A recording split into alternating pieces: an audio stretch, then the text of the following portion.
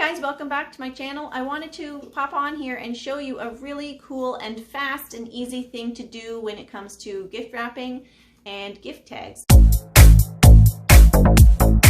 Every year you get Christmas cards from your friends, from your family. It looks like this, you know, a pretty standard card. No one's written in this because they're brand new, but people typically would write on this side, and then you have a beautiful embellished card for Christmas.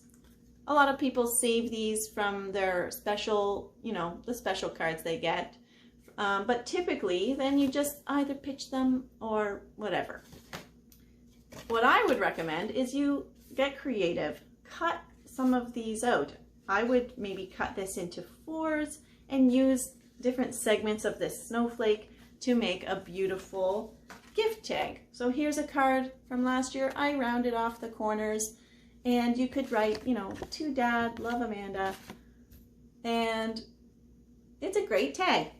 Punch a hole in it and use that as a gift tag. It is a wonderful way to get frugal and save money.